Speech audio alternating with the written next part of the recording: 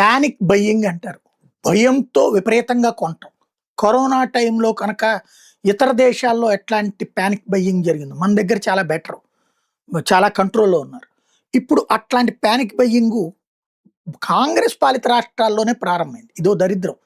తెలంగాణ, కర్ణాటకలో పెట్రోల్ అయిపోతుంది, డీజిల్ అయిపోతుంది అన్నటువంటి ప్రాపగాండా. ఎవరు క్రియేట్ చేస్తున్నారో తెలీదు.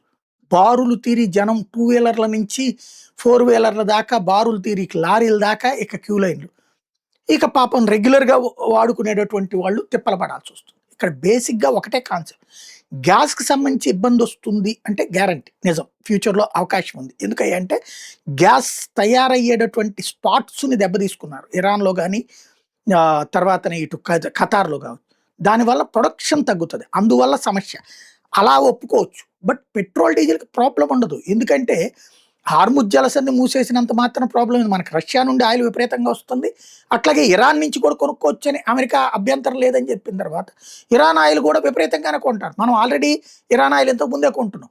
పెట్రోలు, డీజిల్‌కి అసలు ఎట్లాంటి కొరత రాదు. ఎందుకంటే విపరీతంగా మన పక్కనే ఉంటది. ఇరాన్ వచ్చేటప్పటికి. ఆఫ్ఘనిస్తాన్ మధ్యలో ఉంటది.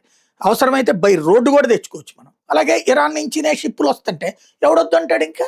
ఇరాను, రష్యా నుంచి షిప్పులు. ఇప్పుడు రష్యా నుంచి ఆయిల్ తెచ్చుకుంటున్నా ఇరాన్ ఏం అడ్డుపడదు కదా!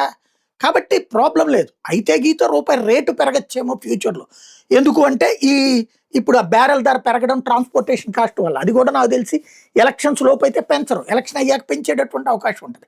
ఇది కామన్ సెన్స్. బట్ ఉండదు పెట్రోల్, డీజిల్ అన్నటువంటి ప్రచారంతో అందరూ పెట్రోల్ బంకులకెళ్తారు. బారులు తీరున్నప్పుడు ఆటోమేటిక్‌గా ఆ పెట్రోల్ బంకులో ఉన్నటువంటి పెట్రోల్ అయిపోతుంది.